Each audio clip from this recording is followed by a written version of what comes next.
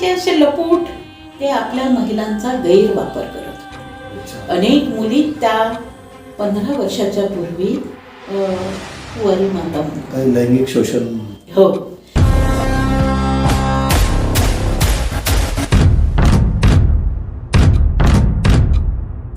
The 25-year-old caught by nearly a dozen neighborhood vigilantes. They waited for the rape suspect to return home to a shelter on 108th Street.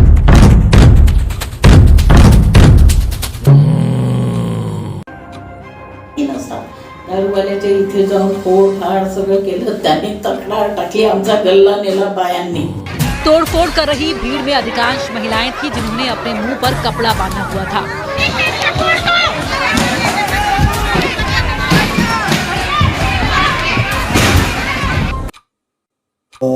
ते जनसंघर्षाची समिती आहे, याच्यामार्फत तुमचं म्हणजे एवढं काम आहे.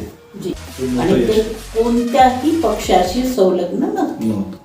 पण आता प्रश्न कसा येते की तुम्ही काम कितीही करा, शेवटी आपल्या भारतामध्ये जात आहे.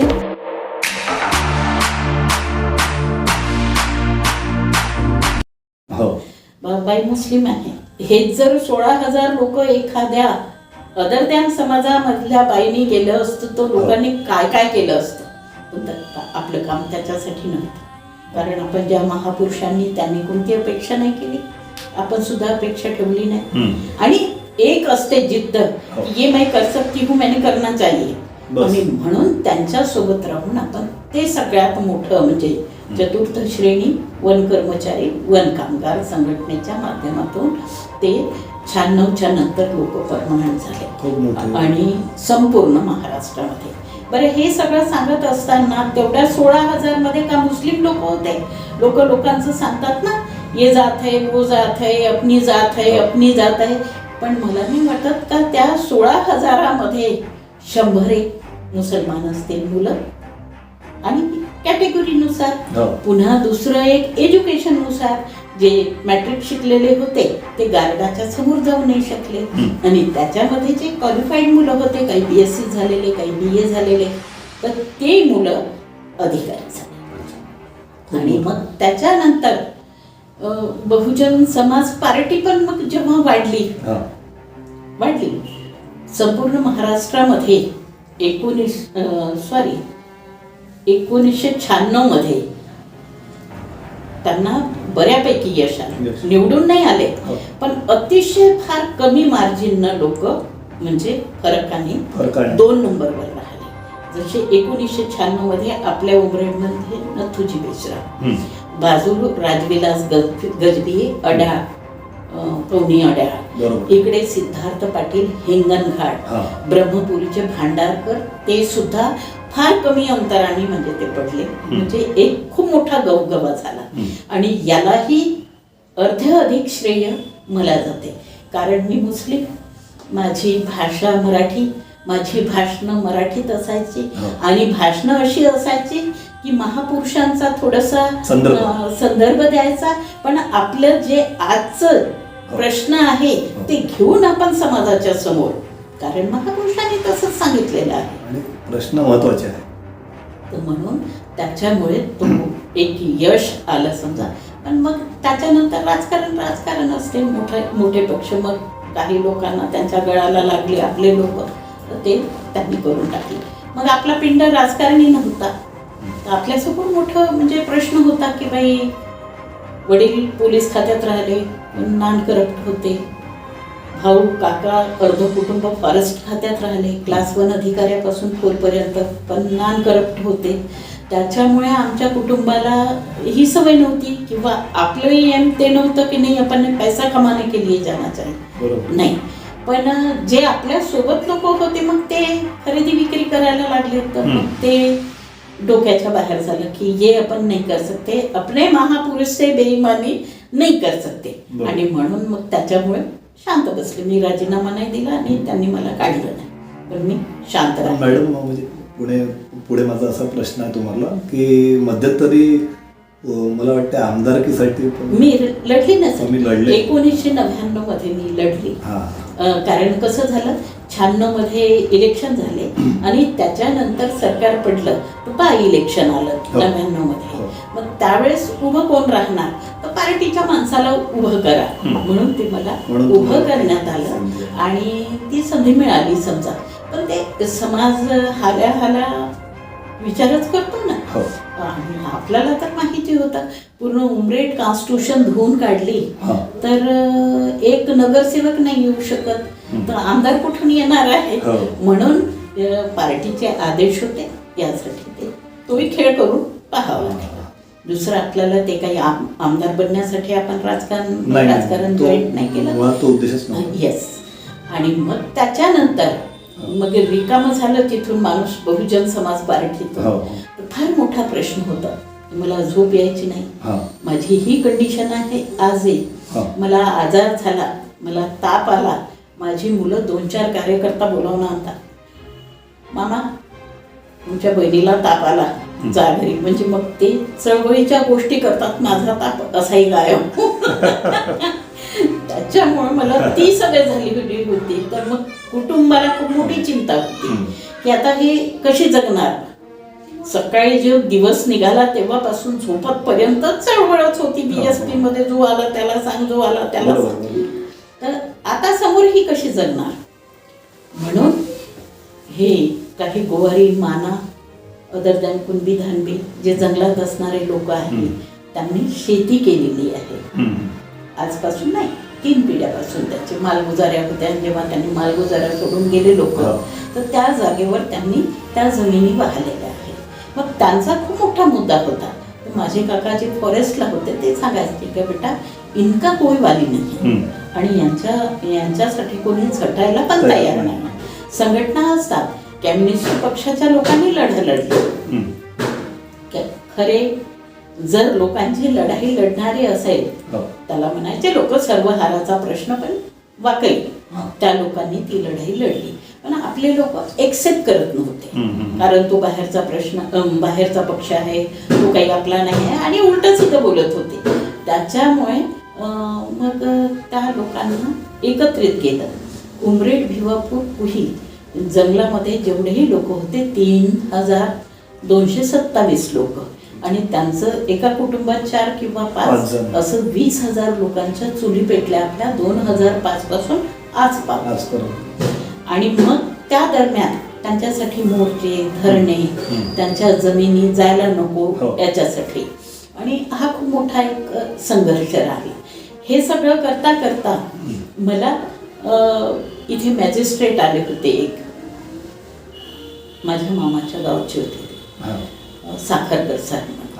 तर त्यांना असं वाटलं की कोर्टाला त्यांना एक माणूस पोलीस स्टेशनवर द्यावा लागतो. तर त्यांनी कोर्टामधून माझं नाव सुचवलं. मला माहिती नव्हतं. त्या SP च्या कमिटीला मला घेतलं, आणि तेव्हा ह्या महिलांची जी प्रॉब्लेम आहे, महिलांचे अत्याचार, हुंडाबळी, त्यांचे कौटुंबिक जे कलह होतात, हे सर्व प्रॉब्लेम मग यायचे. पोलीस स्टेशनमध्ये पण मी बसायची, सतत पोलीस स्टेशनला जाणं. हो. आणि त्याच्यामुळे घरी पण आजपर्यंत आपण कमजोर लोकांना कोर्टापर्यंत जाऊ दिलेलं नाही, कधी खर्चात काढलेले, आणि निस्वार्थपणे त्यालाही आपलं प्रोफेशन नाही बनवलं आपण. त्याच्यामुळे कसं राहिलं की हा माझा संघर्ष लोकांपर्यंत, मला ॲडव्हर्टाईज, मी कधी आपले बोर्ड लावले नाही, कधी बॅनर लावलेले नाही. लोक म्हणतात मला, पण मी आजपर्यंत तसं काही प्रसिद्धी केलेली नाही. लोकांना इथून 20 किलोमीटरपर्यंत माहिती मॅडम कामच बोलतं. येस, कामच एवढं आहे की. आणि काम करत असताना सर, मी नॉन करप्ट असल्यामुळे आज मला जे घाबरतात, तो कलेक्टर असो, कमिशनर असो, बाकीचे असो, फॉरेस्टर. तुम्ही मॅडम मला वाटते आपलं पोलीस जे विभाग आहे त्यामध्ये शांतता समितीच्या सदस्य पण तुम्ही. मी आहे. मला हॉस्पिटलवाल्यांनी पण ठेवलं होतं. आता जेव्हा महिलांवर अत्याचार सुरू झाले, फॉरेस्टच्या कमिटीवर पण मला घेतलं. त्याच्यानंतर आपल्या इथे कृषी विभागामध्ये तुम्ही मला तिथे पण त्यांनी इन्व्हॉल्व केलेलं आहे. मला कुठे कागद घेऊन जावं नाही लागलं, मला प्रसिद्धी नाही, मलाच माहिती नाही राहत का मी कुठे कुठे आहे, ते सांगतात. तर बरं, हे सगळं करताना म्हणजे तुमचं कुटुंब इकडे, समजा समाजकारण, इकडे सगळं संघर्ष, आणि त्यातही मुस्लिम स्त्री हो. हे सगळं करताना कधी तुमच्यावर काही दडपण किंवा दबाव म्हणा किंवा असं धमकी स्वरूप काही हां. असाही घटना एखाद्या झाल्या असेल? बरोबर. तर सर मला घरून तर नाही, समाजाची पण कधी दिलेली, पण पॉलिटिकल लोक हो. ज्या अर्थी मी मग पॉलिटिकलमध्ये नाही राहिली हो. तरीही सुद्धा त्यांना मी आजही कॉम्पिटिशन उमरेडमध्ये जर कुणाचं असेल, हो. बीजेपी काँग्रेसला नाही घाबरत, काँग्रेस बीजेपीला नाही घाबरत, सेना त्यांना नाही घाबरत, पण सबसे खराब अगर कोई है वो शेख मॅडम असं सांगतात. त्याचं कारण काय आहे? त्याचं कारण तेच आहे, जसं आमचे महापुरुष एकटेच होते, सत्य बोलले, निस्वार्थपणे कार्य केलं, त्याला हा समाज घाबरतो आणि त्याच्यामुळे ते मला त्रास द्यायचे. दारूबंदीची आंदोलनं केली. हो, तुम्ही बरेच वेळा दारूबंदीसाठी भंडारा जिल्ह्यामध्ये मला सानगडीचं दारूचं दुकान उद्ध्वस्त केलं. आता काही काही कायदे आपल्याला माहिती नसतात. दारूवाल्याच्या इथे जाऊन फोडफाड सगळं केलं, त्याने तक्रार टाकली, आमचा गल्ला नेला बायांनी, अच्छा, पैसे, गुन्हा दाखल झाला. आणि जसंही तिथे आणलं भंडारा जेलमध्ये, तर SP आले होते नागपूरचे तिथे कामाला. त्यांचं लक्ष माझ्याकडे गेलं. ते म्हणे वो शेख दीदी घ्या म्हणे. त्यांनी सांगितलं तिथल्या SP ला, अरे किसकू, कोणाला अटक केली? हो. तर मग त्यांनी मला का सगळ्या महिलांना, आणि तो दिवस 3 जानेवारी होता, सावित्रीबाई फुलेचा, आणि त्यांनी सांगितलं भूषण कुमार उपाध्याय की भाई दीदी, हाँ दीदी एक जगह रखती है, ये सावित्रीबाई फुले जिसका आज दिन है, उसके दिन को उसको तुम अंदर कर. त्यांनी मला तिथूनच असे खूप आले. एकदा मला आपल्या जंगलामध्ये म्हणजे बुट्टीबोरीच्या मार्गावर, हां, ठाणा म्हणून गाव आहे, आणि त्या ठाण्याच्या जवळ ईसाई लोक असतात, आणि ईसाई लोकांचं हॉस्पिटल पण आहे इकडे. तर तिथे त्यांचे ते धर्मगुरू फादर होते, आणि संडेचा दिवस होता, आणि आमचा होता मोर्चा नागपूरला विधानसभेवर. तर मी ते प्रचाराकरता गेले आपल्या लोकांना पॅम्पलेट देण्यासाठी. आता त्यांना पहिले काही फोन नव्हते आणि त्यांना काही सांगणारे नव्हते, म्हणून मी गावोगावी जाते. तर मी गेली, माझ्यासोबत 2-4 लोक होते. आपली एक टाटा सुमो गाडी करून ते गेली. तर साईडला काम सुरू होतं याचं, पाईपलाईनचं. तर पहिले JCPने फार कमी करायचे लोक कामं 10-15 वर्षाच्या पूर्वी. तर ते यांनी करत होते आपल्या हाताने कुदाळ पावडे घेऊन. त्या कामावर आमचे लोक होते, गोंडबिंड सगळ्या आधी. आणि एक गाडी आली नागपूरवरून, त्याला भगवे झेंडे बांधून, त्यातून लोक उतरले, हातात तलवारी त्यांच्या, आणि फादरला ते अटॅक करण्यासाठी ते उतरले.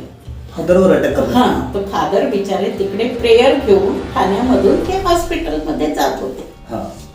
मला जसं माझं लक्ष गेलं, तर माझ्या लक्षात आलं की हे असं असू शकते. तर मी त्यांना म्हटलं, फादर आप खडे रहिए म्हटलं. ते उभे झाले, त्यांच्यासमोर मी उभे झाले. हे लोक उतर, मला सगळे ओळखतात, कारण श्रीराम कन्या विद्यालयामधून संघाची शाळा, त्याच्यामुळे मला सगळेच, आणि माझ्या कार्यामुळे ते आपल्यापेक्षा जास्त ते काउंट करतात की समाज में कोण कैसा आहे. आपली सगळी जन्मकुंडली त्यांच्याकडे असते.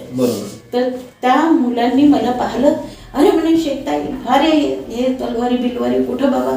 म्हणे हे जे आहे ना म्हणे, हे काय म्हणते ईसाई लोक, तर म्हणे हे आमच्या हिंदूंना ते हे करत आहे म्हणे, धर्मांतर करत आहे. आमच्या लोकांचं जसं लक्ष गेलं, ते आपले सगळे कुदाळ बिदाळ घेऊन आले. त्यांना वाटलं ताईला काय करत आहे बा हे तलवारवाले. ते आले बिलकुल धावत, आणि ते मला कवच, मी हो, मी समोर, हातात त्यांच्या कुदाळी होत्या. तर 1 मिनिट दादा, पहिले आपण ऐकून घेऊ, आणि खरं निघालं तर ही तलवार मेरे को देना, ही फादर का खिमा मैं कर दूंगी, पण पहिले आपण ऐकून तर घेऊ, चर्चा करू. हो. तर ते उभे झाले. मी विचारले आपल्या माझ्या कार्यकर्त्याला, अरे गुलाबीकडे ये म्हटलं, भाऊले नाव सांग. त्यांनी सांगितलं गुलाब केशव मढा, गाव सांग. त्याने आपलं गाव सांगितलं.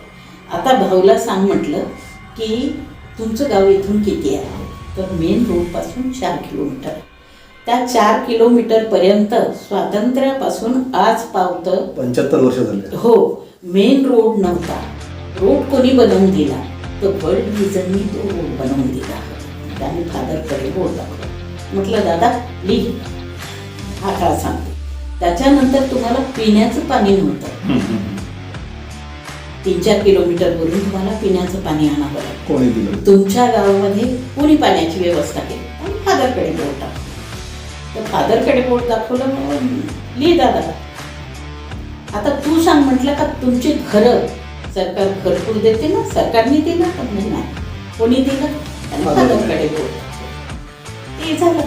तर त्याच्यानंतर आता सांग म्हटलं की तुमच्या गावामध्ये तलाव होता, सरकारने त्याची कधी दखल घेतली नाही, पण त्याची स्वच्छता करून ते तलाव जनावरांना पिण्यायोग्य आणि तुम्हालाही शेतीसाठी कोणी केलं? हो पाय म्हटलं. आता सांग म्हटलं तुझा मुलगा काय करतो? त्याला इंजिनियर बोलता नाही आलं. तर तो बोलला की ताई माझा मुलगा पुण्याला गेला मोठं शिक्षण घ्या. हे कोणी केलं? फादरनी केलं. आता म्हणलं दादा तू हिंदू, हे हिंदू सगळे, तू हिंदूनं या हिंदूंसाठी काय केलं ते मला समजावून सांग. कारण अगदी बरोबर. आणि ते नाही सांगायचं म्हणलं महाप्रसाद सोडून, महाप्रसाद सोडून सांगायचं का यांना तुम्ही जीवन जगण्यासाठी कोणती मदत केली. आता मी मुस्लिम आहे आणि यांना विचार यांची भाकरीची लढाई कोण लढत आहे? हे सगळं सांगायला म्हणलं. दीदी ताई लढत आहे आणि ताई लढत आहे म्हणे, तिच्यामुळे आम्ही 2 वेळचं आमचं कुटुंब जेवण करतो. मी काही मोहम्मद पैगंबर सांगितलं म्हटलं तुम्हाला? नाही. अल्लाह सांगितलं म्हटलं कधी? नाही. बरं तुमच्या घरी मला माहिती होतं ना, मी घरोघरीच जातो. तुमच्या घरी पूर्ण देवाचे फोटो आहे म्हटलं, 33 कोटी. मग ईसा मसीहाचा एक फोटो आहे तुमच्या घरी? ते म्हणे नाही म्हणे, आमच्याकडे कॅलेंडर असते म्हणे, आणि वर्ष झालं का मग आम्ही काढून टाकतो म्हणे. पूजा कोणाची करता म्हणलं? आम्ही आपल्या देवाची करतो. कोणी शंकर सांगे, कोणी राम सांगे, कोणी हनुमान सांगे. आई करे भाऊ म्हणलं, सुन लिया म्हणलं, और जब तुम कुछ करते नहीं इधर आने का, इसके बाद इधर गलती से भी दिखा इतने टुकड़े करूंगी म्हणलं. हिंदू क्या हिंदू नहीं दिखे. तेव्हापासून मग ते सगळे फादर विचारले एकदम. मैं नाही फादर बहुत बडी हस्ती आहे. स्वीकारलं पाहिजे. समाजामध्ये काम करत असताना ह्या सगळ्या खुब्या आम्हाला जर माहिती असेल, तुम्ही कुठेही फेल होऊ शकत नाही. आणि मला सांगितलेलंच होतं असंही ते मुसलमान सबर, मरेपर्यंत सबरच म्हणतात. सबर म्हणजे पेशन्स, संयम ठेवा.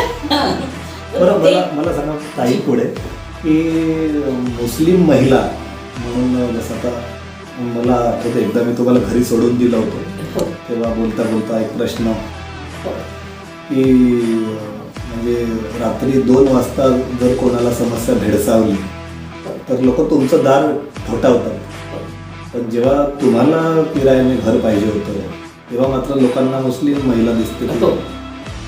अजूनही समाजाची मानसिकता नाही बदलली आणि त्यातून मी गेलेली आहे लोकांनी. कारण अशी मुलंच जातात ना, आईला घर पाहिजे म्हणून ती मुलं गेली. त्यांना लोकांनी प्रश्न टाकला कोणाला पाहिजे, तर त्यांनी सांगितलं का शेखला पाहिजे. नाही म्हणे आम्ही मुसलमानांना घर देत. 1 वर्ष फिरलो सर आपण. आता कसं सगळ्यात पहिले प्लॅटधारक उमरेडमध्ये प्लॅट जेव्हा सुरू झाले ते आमच्या बाबापासूनच. तर आता आपण वेल क्वालिफाईड सगळे लोक, सुशिक्षित एरियामध्ये राहणारे, असं म्हणजे एक आपला गैरसमज असतो. पण त्याच्यामुळे आपण सर्व वस्त्या शोधल्या, सगळे लेआउट, कुठेही आपल्याला मिळालं. आपले कार्यकर्ता कमी आहे का? आपले जवळ असणारे कमी आहे का? पण काही त्यांचा पण गैरसमज असायचा की बा आपण ताईला जर दिलं तर मग मला कोणी काय म्हणेल. त्याच्यामुळे तर म्हणून मी सगळ्या अडचणी समजू शकले. तर एक मुलगा इकडे रिडिंगसाठी आला. त्यांनी विचारलं का एवढ्यात घर आहे का तिला, तुमच्या मुलीचं ॲडमिशन केलं. तिचे पप्पा एक चांगला माणूस, तो काही शिकला, त्याचे वडील WCL होते, पण ते शेतीवाडी असे लोक आहेत, पण अतिशय चांगलं म्हणायला काही हरकत नाही. तर त्यांनी म्हटलं का आमचंच घर पाहून घ्या. त्यांनी हे सगळं पाहिलं. त्याला म्हटलं हे तर सफिशियंट आहे, आपल्या आईला राहणे कुठेही आहे. त्यांनी सांगितलं शिकवायला पाहिजे आम्ही. त्यांनी मग असं शेख नाही सांगितलं, त्यांनी शिकवायला म्हणजे याच्यापेक्षा चांगली गोष्ट काय आहे म्हणून. जर त्या येत असं आमच्या वस्तू तर फरक आहे. अरे वस्ती काय आहे, पूर्ण दिवसच माझा झोपडपट्टीत गरीबीत. मला म्हणायचं आहे की तुमच्याकडे आता एवढे वर्ष झाले आम्ही पाहतो आहे, प्रत्येक धर्माचे, प्रत्येक पंथाचे, जातीचे, समूहाचे, समाजाचे लोक आपापल्या समस्या घेऊन येतात. आणि जेव्हा तुमची समस्या निर्माण झाली तेव्हा मात्र लोकांनी ज्या चष्म्यातून बघितलं त्याच्याबद्दल खूप खंत वाटते. हां, तर ती खंत आता निर्माण झाली सर. म्हणजे या जे आज देशात सुरू आहे त्याचा एक परिणाम लोकांवर असतो. तर हा पगडा म्हणजे लोकांवर पडला. नाही तर तेच लोक आहे ना. मला कसं बालपणापासून सवय होती, मी कोण कोणत्या समाजाचा आहे, कोण आपला आहे हे मला कळतच नव्हतं. मला आजही समजा मी कुठं खेड्यापाड्यावर गेली, ज्या ओळखीच्या आहे, मावशी काळाच्या आंबाण बरं पटकन, तसं कोण बोलू शकते. मी इथे गेली काय म्हणते त्याला आमगाव देवळीला, म्हणजे सायकल मार्ची येत आहे, तर त्या सोमटक्के वहिनी कण्याचा भात, वांग्याची भाजी बेटा. तर हा जो प्रश्न आहे तर हा आज पावत असा नव्हता, पण अलीकडे जे पॉलिटिकल लोकांनी निर्माण केलेलं आहे सोशल मीडियाच्या माध्यमातून बऱ्याच. येस, आणि त्याला मग खूप त्यांनी वेगळा रंग दिला. हां, आणि आज पूर्ण देश, आपल्याला असं म्हणता येणार नाही आपलंच गाव, संपूर्ण देश त्याच्यावरच आहे. आज जर आपण धर्माचं जरी बघितलं तर मुस्लिम समाज आणि शीख समाज स्वातंत्र्याच्या आंदोलनामध्ये त्यांचा खूप मोठा, आजही त्या दिल्लीच्या इंडिया गेटवर पूर्ण लिहिलेलंच आहे. आमच्या कुटुंबामध्ये फ्रीडम फायटर पण झाले सर. माझे मोठे बाबा, त्यांचं नाव पंचायत समिती उमरेडच्या दगडावर आहे, पीर मोहम्मद अजीज मोहम्मद पीर मोहम्मद शेख. आमच्या कुटुंबाला हे सगळ्या गोष्टी लागून आहे म्हणून मी तळमळ. आता ज्यांच्यामध्ये हे सगळे नसते, खूप लोक आता म्हणायला लागले आपले चळवळीतले लोक की आम्हाला असं वाटते का ताईसारखी महिला तयार झाली पाहिजे. मला म्हणतात मी कधी हे दबा नाही केला. सीमा साखरेंसोबत काम केलं, त्यांच्यामध्ये जे काबिलियत होती त्यांच्यामध्ये, त्यांनी म्हटलं तसं ऐकून घेतलं. आपला मोठेपणा कधी दाखवला नव्हता, मी तुमच्या बरोबरीची, त्यांच्याकडून आपल्याला शिकून घ्यायचं असं आपण शिकून घेतलं. आता लोकांना जेव्हा आपण शिकवायला जातो तर लोक पहिलेच विचारतात की क्या मिलेगा. मग आपल्याला जर एखादी मीटिंग लावायची आहे, मग समोसे न चहा कोण पाजणार आहे हे इथून सुरुवात आहे. आणि जेव्हा आम्ही चळवळ सुरू केली, इव्हन बहुजन समाज पार्टी सुरू केली, भुरभुऱ्या चिवड्याच्या पलीकडे दुसरं काही नव्हतंच. आणि माझ्यासोबत जी मुलं असायची त्यांच्याकडे ते 1 रुपया नसायचं, 10, 5, 20 रुपये, 100 रुपये ते. आणि 356 गावं जेव्हा फिरलं तर 1-2 दिवस तर असेच जायचे बिना जेवण. आणि तेव्हा माझ्या कुटुंबाला वाईट वाटायचं, कारण ते थाट होते चांगलं खाणं. मुसलमान त्याच्यासाठी आभार मानतो की निसर्गाचं का मुसलमानाच्या घरी जन्माला घातलं, खायला चांगलं मिळते म्हणून. पण जेव्हा बहुजन समाज पार्टीमध्ये मी फिरली आणि लोकांच्या अवस्था बघितल्या, पूर्ण खाणं विसरून जावं लागलं की आपण काय जगतो आहोत. समाज आजही यायचं. आता तो काय नाही, आजचं सांगतो. 2 दिवसाच्या पूर्वी एक माणूस भिवगड गावचा बैल घेऊन शेतात गेला. त्याचं नाव विभा चौधरी माणसं. आणि बैलांना वाघ दिसला. आता जंगलामध्ये वाघ आलेला, तर बैलांना वाघ दिसला, बैल उजळले. आता ते शेतकरी समजून जातात म्हणून तो झाडावर चढला. झाड होतं सागवानचं, त्याला खूप वेळ होती. सागवान कच्च असते, तो फांदी त्याच्या हातून तुटून गेली, तो पडला आणि पडला त्याला तो खुबा इथे घुसला आणि त्याचं ब्लिडिंग झालं. उमरेला मला फोन आला, हो, आणतपर्यंत तो खतम झाला. मला फोन आला, मी ॲम्ब्युलन्सवाल्यांना फोन केला, ते गेले. फॉरेस्टवाल्यांना सांगितलं तुम्हाला जनावर ठेव जिससे वो मर गया. पोलीसवाल्यांना सांगितलं दादा जाय बघ गरीब लोक, मला माहिती केली. त्यांच्या घरी संध्याकाळची व्यवस्था नव्हती सर. तो आपल्या प्रेतचं विल्हेवाट कसं बरं. गावातही तसे सदन लोक नाही तो खर्च होऊन आणि म्हणून मला गळ टाकावे लागले. फॉरेस्ट आमदारांना पण फोन केला, आमदारांना पण सांगितलं. काही 30-40 हजार रुपये जमा करून लोक इतकं नाचत आहे. नाचण्याचे कार्यक्रम घेत आहे, मोठमोठे बाया सजून नटून थटून. पण आज आपला समाज मुस्लिम नाही, ते मुस्लिम आहे का? आजही जे 3227 लोक जबरंजोतवाले आहेत त्यांचा 20,000 कुटुंब समजा एकंदरीत हिंदू आहे. मग कोणत्या हिंदू तुमच्या बाबतीत मात्र हे कधी घडलेलं दिसत नाही. आणि माझा काय म्हणून आपला तो विषय नाही. आणि बाबा म्हणायचे आमचे नेहमी, जिसने दिया तनको वो देगा कफन को, हम चिंता करने वाले क्यों हैं. जिसने अपने को पहनाया है जिस हिसाब से ले जाएगा भी ना, वो ले जाएगा ना, डाल नहीं देगा. प्रश्न एवढाच राहील, घरचे लोक नाही नेतील, नगरपालिका फक्त सोडणार आहे, नेणारच आहे. ती तयारी जर आमची असेल तर हे सगळं हे करतायत. मग त्यात काय झालं का, आई पेन्शनर होती बाबा गेल्यानंतर. त्यांना वाटलं का आपल्या मुलीला पण घर झालं पाहिजे म्हणून त्यांनी दुर्गानगरीत फ्लॅट घेतला. बॅच सर होते, त्यांचं ते होतं. ते म्हणजे किस्तवर म्हणजे काही पैसे द्यायचे. त्यांच्या शाळेत आम्ही शिक्षिका आहे तो गोष्टांना. त्याच्यामुळे सरांना वाटायचं, अदर समाजाला वाटायसारखे वाटते. ही कधी वाटली नाही हे बहुजनाचं लेकरू. त्याच्यामुळे ते 10-12 तोळे सोनं तर बिलकुल ठेवायचे. माझी पोरगी काळी आहे तर पिवळी दिसली पाहिजे. आणि पुरीला असा छंद होता, स्टेजवर बसली जा रे सागर हे घेऊन जा, गहाण ठेव तिकडे, सुधाकर भाऊकडे पेंडारवाले के पैसे देते असं म्हणून 15 तोळे सोन्याला चुना लागला. मग ते प्लॅट झाला. 60-70 हजार रुपये दोन्ही बहिणीने मिळून देऊन टाकले. आईने म्हटलं माझं 5वा वेतन आहे, त्याचे पैसे मिळेल तर आपण रजिस्ट्री मारून देऊ. त्यांना सांगून दिला सरांना. त्या सरांनी ठीक आहे, हे बरबाद पोरगी ते म्हणायचे, ते खानोलकर म्हणायचे हे बरबाद पोरगी. मला ही उपाधीच होती त्यांच्याकडून. आता ज्यांना कळत नाही पण घरच्या लोकांना माहिती होतं त्यांना आवश्यक आहे. आपण आपल्या नावावर सगळं करतो.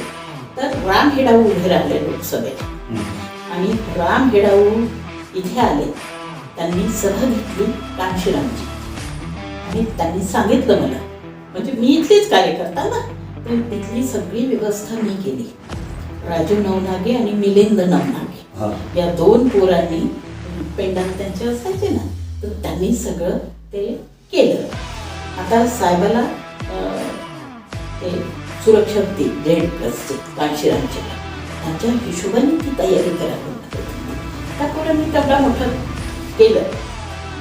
आणि केल्यानंतर जेव्हा मग ते राम हेडाऊकडे गेले पैसे मागायला, त्यांच्या सभेसाठी गेले. राम हेडाऊंनी सांगितलं का पैसे दिले. आपलं घरोबा असते, ही मुलं आपल्याला माहिती त्यांची कंडिशन आपल्या कामी पडले, पण त्यांचा पोटमारा नाही करू शकत.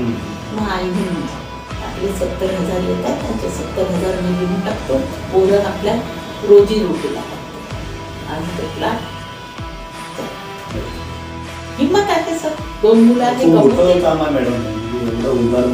येस 2 मुलं आहे, कमाई करतील. एक डबल बेडरूमचा एक फ्लॅट घेतला, एकाचा पगार खाल्ला आणि एकाचा प्रायव्हेट मध्ये म्हणा किंवा कोणता बिझनेस करत असेल. मॅडम हे सगळं जे लहानपणापासून तर आजपर्यंत, हो आज तुम्ही 70 मध्ये आहे असं तुम्ही म्हणाले, तर काय वाटतं तुम्हाला ह्या सगळ्या अगदी लहानपणापासून तर आजवर कोणाचा जास्त प्रभाव म्हणा किंवा तुम्ही त्यांना आदर्श मानता तुमच्या ह्या सगळ्या कोणाचा प्रभाव तुमच्यावर जास्त आहे? किंवा मग तुम्ही एखाद्याला असं आयडियल तर कांशीरामजींच्या पलीकडे मानू शकत नाही, कारण त्या व्यक्ती सोबतच मी राहिलेले आहे. एवढा त्यामुळे मोठा त्यांचा सर्वात जास्त प्रभाव. हो, आणि ते पाहिलेलं आहे सर की त्या माणसाला जेव्हा त्यांनी ते जेवण केलं, एकदा बाहेरून आले खासदारमध्ये, त्यांच्या बंगल्यात लोक थांबायचे, तर आम्ही पाहून राहिलो. ते आले, किचन मध्ये गेले, शिळा भात होता, त्याला पाण्याने धुतलं, त्यांनी कांदा कापला, टाकला आणि खाऊन घेतला. म्हणून म्हणावं लागते की तुकाराम महाराजांनी जसं म्हटलेलं होतं की तुम अपने इच्छा को मार लो, बाकीचं काही दिसणार नाही. त्याशिवाय हो, आमच्याकडे ईदला वगैरे अधिकारी येतात, मला त्यांना सांगावं लागते की साहेब आमच्याकडे काहीच नरम नाही. पैगंबरांनी शेवटपर्यंत चटईवर झोपले, त्यांचं म्हणणं होतं. आणि तुकारामांचं खूप सारं म्हणजे आहेच. आणि आमचे बाबा म्हणायचे की अगर हम नरम लेके बैठ गए दुखों से दूर हो, अगर चुभेगा तो तुमको भी याद रहेगा. अपने को तकलीफ हो रही है तो समाज को कितनी तकलीफ हो रही. हे समाजकार्य लोक म्हणतात आम्ही याचं करतो त्याचं करतो, खूप कुणी जातीवर सांगतात आता सोबतच राहिले. आम्ही तर महात्मा फुलाच्या समाजात जन्माला आलो, कोणी म्हणतात आम्ही तर बाबासाहेबांच्या, हम तो बाबासाहेब के है, असं हय म्हणलं की नाही, पण काम करावं लागतं. आणि हे सगळं चालत असताना आधी तुम्हाला घराला तसं बांधावं लागेल. घर बांधलं सर, माझ्या मुलांनी कधी हट्ट केला नाही, शिक्षणासाठी पण हट्ट केला नाही. बरं, बिना ट्युशननी चांगले मार्क घेतले त्यांनी, पण त्यांनी असं नाही म्हटलं की मम्मी बाकी की लडकी ये पढ़ रही सो. त्यांनी प्लेन आपलं जेवढं झालं त्यांच्याकडून तेवढं शिकलं, आणि त्याच्यामुळे मला हे सगळं करता आलं. आणि आजही त्यांचं पाठिंबा आहे. करले गे ना मी, तुम्हाला सोबत आहे सगळे. येस, भाऊ फॉरेस्ट मध्ये लागला, माझ्यामुळेच लागलेला होता, तो परमनंट झाला, त्यांनी आतापर्यंत चालवलं. त्याचं लग्न केलं आम्ही, नवरी घरी आली, मी इलेक्शनला उभी राहिली, तिने त्या काळामध्ये आपले सगळे भांडे गहाण करून इलेक्शन लढायला पैसे दिले. आणि म्हणून आमच्या कुटुंबाला आई पूर्ण पेन्शन, आईची पेन्शन फक्त ती पान खात होती त्याला, तिचं औषध, आणि उरलेलं पेन्शन सागर बोरकर म्हणून बहुजन समाज पार्टीचा होता, त्याच्या हातात द्यायचे की सागर हे पैसे घेऊन जा आणि पार्टीला. किती मोठं काम आहे. या पद्धतीने आमचं. बरं, आता पुढे, आता तुम्ही 70त आहात, मनात ऊर्जा खूप आहे, मनगटातही खूप आहे, पण शेवटी एक शारीरिक मर्यादा येतात. बिलकुल सर. पुढे जर 5-10 वर्षांनी, तर माझा हा प्रश्न आहे की म्हणजे हा सगळा जो वसा आहे संघर्षाचा, हा पुढे तुमच्या नंतर तो चालवावा कोणी, असं या पद्धतीने काही कोणाला महिला तयार झाली किंवा त्याच्यामध्ये थोडीशी चिडचिडाट पण होते. तुम्ही बघितलं असेल आपल्या मिटिंगा होते, तर मी जे बोलतो तर ते म्हणजे रागाने बोलत नाही, माझं दुखणंच ते आहे. त्या दिवशी गोलकुमारे सरांना बोलून गेली मी का सर तुमचं लग्न झालं होतं तेव्हापासून आपण ओबीसी संघटन चालवतो, आता रिटायर झालं, अर्ध वय निघून गेलं, पण आपलं काहीच नाही दिसून राहिलं. जर आपल्या बाया ढोलके चोंके घेऊन वाजवत असेल, कोणती चळवळ चालवली सरांनी.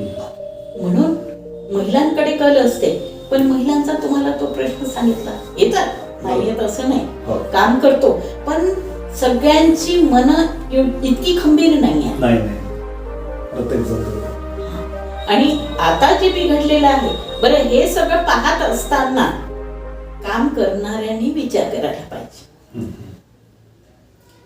बहुजन समाज पार्टीत सायकलीनं चालायचे सगळे लोक, हसायचे.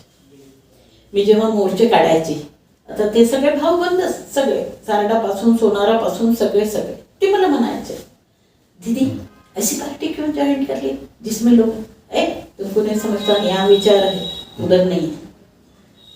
जसं माझं पहिलं भाषण झालं सर, उमरेडचे सगळे दिग्गज लीडर आमच्या घरी आले. अच्छा. आईला